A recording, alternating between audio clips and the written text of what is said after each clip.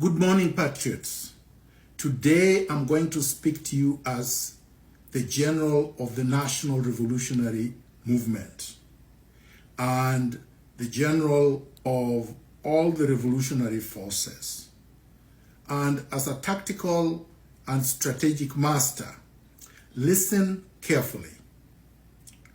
William Ruto is cornered. His back is against the wall. So he's going to act desperately.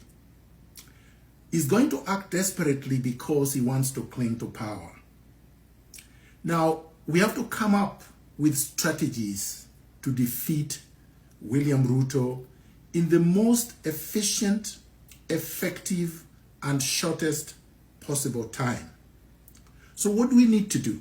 Number one, when attacked at home for no reason and attempts are made to abduct you, make noise and resist.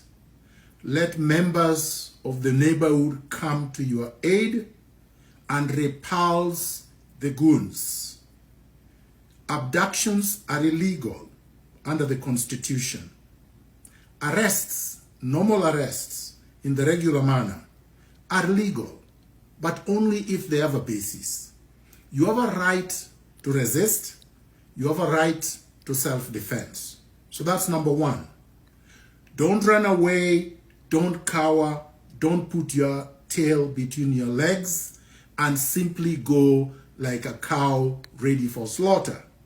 Number two, we need to spread William Ruto's goons thin throughout the country, which means that regardless of where you are, from north to south, east to west, you should rise up and protest everywhere, occupy everywhere.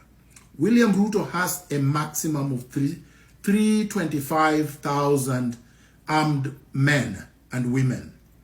Not enough for 54 million Kenyans. Not enough to suppress a whole country. Spread them thin everywhere.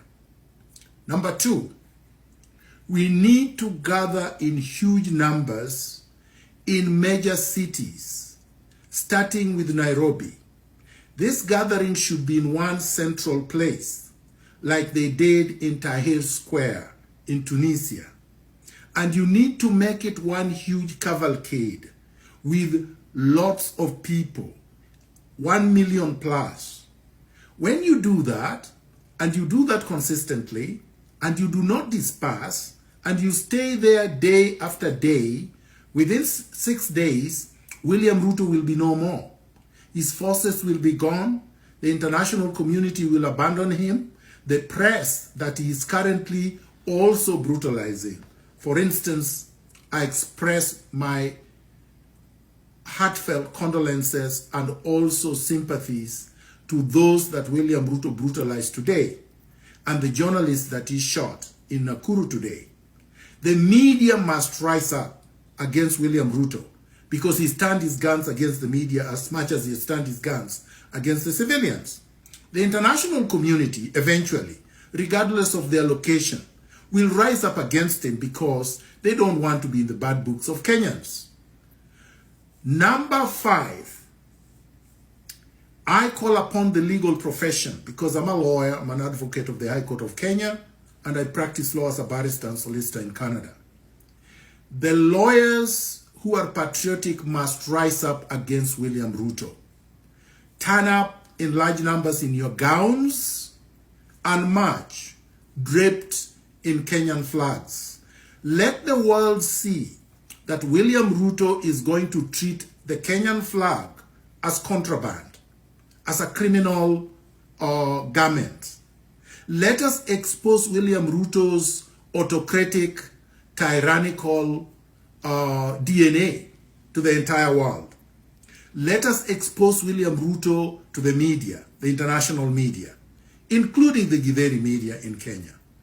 Let us make sure that we expose William Ruto, we resist him, and we protest against him gallantly. Within 6 days of consistent, daily protests, William Ruto will fall. The problem that I've seen with the current protests is that they are like flash floods. We do them one day, and then we allow him time to go and recuperate and rearm and stock his ammunition and hire more goons. We should not give him respite. We should not give him a breathing space. William Ruto has crossed the Rubicon. He has crossed the red line. He's reached a point of no return. He must fall, and he must fall now. Let us forget about our sectarian and parochial differences. Patriots must unite. And we cannot say that when William Ruto falls, there will be a vacuum. There will be no vacuum. Let nobody say that if William Ruto falls, that Gachagua is going to take power. William Ruto will fall with Gachagua, with Raila Odinga, and with all his collaborators. And when that happens, we will demand that the Chief Justice steps in and chairs the Transitional Council that will shepherd Kenya into a new republic, where we will have fresh elections with a reconstituted IDC, and we will overhaul the entire system that was set up by the colonialists and revolutionize and transform our systems of government, our economic systems, our social systems, our cultural mores. Kenya is ripe for a rebirth, and we must do this for the country. Don't ask me where I am. Don't ask me where I'm speaking from. That's sectarian parochialism, because the only people asking that question are people who want to abduct me, people who want to come and torture me and kill me. I've gone through many of those, starting from Moi's time up to now. Let no old men and women lie to you and sell fear to you that William Ruto has reformed, that now is the time to give him time. We don't want reforms. This is a revolution. We want a total, complete overhaul of the rotten colonial structures so that we can build fresh, people-friendly, and empowering structures for national rejuvenation. Viva! Power to the people.